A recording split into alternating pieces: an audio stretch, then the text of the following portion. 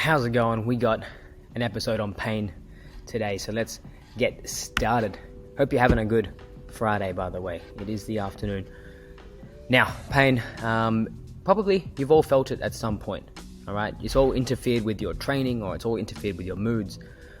Does it always mean that something is wrong? Let's take a look at some of the terminology when it comes to pain. So we have nociception and then pain. Oh, there's a typo with nociception. Great.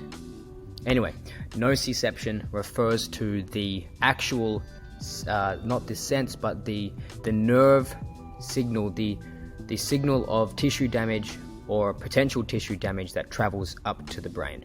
Okay, that's the actual sense, the thing that's the mechanism. And then we have pain, which is more of a subjective term, and this is once this hits the brain, it goes through a complex process. Okay, we've got childhoods, we've got histories, we have different beliefs all about what this might mean. Okay, so we have the sense, and then we have the interpretation, and that's often known as pain itself. So nociception is the raw signal that comes from the tissues or the joint or whatever it is that goes to the brain, and then pain is the subjective sense or the understanding or the interpretation of the signal. And one way of looking at pain, which is actually, I think, the best that I know about, I do read about it quite a lot, and if you see a chiropractor or a physiotherapist, they probably talk to you about the same thing, the biopsychosocial model of pain. Okay, so it's got 3 different aspects. It's pretty complicated, really. Pain is a complicated thing. That's what I want you to understand. It doesn't necessarily mean something is wrong or you're overreacting. It's complicated. So the signal comes into your brain, and your genetics determine how it's interpreted, or even how the signal gets traveled to the body. Your immune system affects it, and then of course your psychology and the society and everyone else around you. So let's get into each part of the biopsychosocial model. So first is bio, for biology.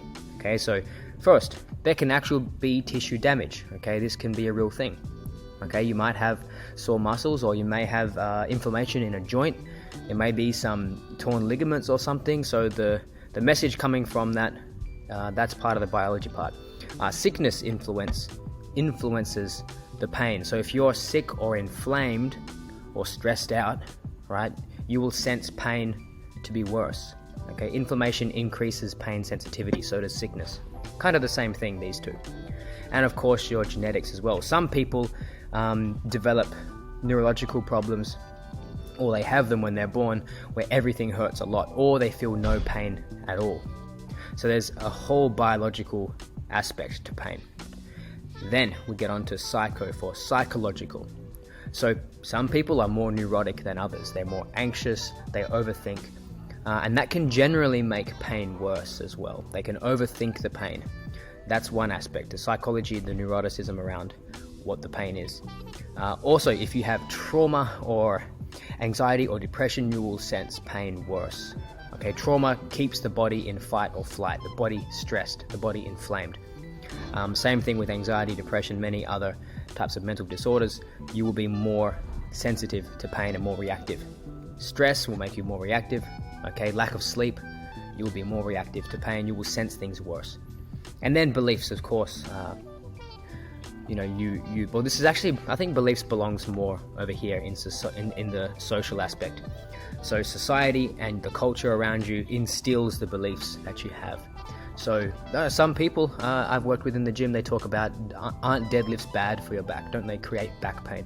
Or aren't squats bad for your knees? Just little examples that things we learn about pain, or things we learn about certain things. This hurts, this is dangerous. Those things can influence our pain sensitivity. If we think running is dangerous, if we've been taught that it's dangerous, then any pain that we get while running will be programmed, oh, this is bad. Okay. Your childhood, so again, if you've kind of had traumas, social isolation, so if you're not socially connected, that's kind of related to stress as well. These things are very, very connected. That can generally make pain worse. So you can see the biopsychosocial, there's lots of things that go into it. Are you actually injured, or is it a predisposition that you have to a certain belief? Yeah, it's quite complicated. Now, what to do? You're feeling pain in the gym. I don't know, you're squatting and you feel some pain in your knees. Well, first you want to ask yourself, how bad is it? Like, do I have to stop? Is it that bad? Okay, something like 8 out of 10 pain would be something I would start to change around. Okay, if you can manage it, see if you can do it. Okay, what am I capable of doing? Don't have to quit straight away. Look at the pain objectively. Is it that bad? Can I do something? So say that you're squatting and you feel the pain in your knees. Maybe try first altering the range of motion or taking off some weight. Don't stop squats altogether, just alter the range or the intensities. Okay, take some weight off, go to the full range of motion, does it still hurt? Okay, go to a lesser range of motion, don't squat as far down, does it still hurt? Or maybe you got to change the exercise completely. Maybe you got to go from a squat to a leg press or something else like that. Something that doesn't bend the knee as much, maybe. And then just before we finish, a little bit on muscle soreness, okay? Because by now you've probably felt some muscle soreness. We've been training together, so you probably felt it. Muscle soreness is known as DOMS, D-O-M-S, delayed onset muscle soreness. Basically, the soreness you get after training, it generally lasts between 1 to 2 days. If you get it for like 3+ a week, it's a good sign that you've overtrained. You've done too much. You've sunburned, okay? You've burnt yourself. You've done too much. And some good little tricks for muscle soreness if you've got any. Movement, so the next day after training when you're sore, take walks, swim, cycle, jog, yoga, stretching, move the body. Sleep well, of course, you know my stance on sleep, it fixes so many things. Make sure you're eating enough protein, okay, to fix the damaged muscles.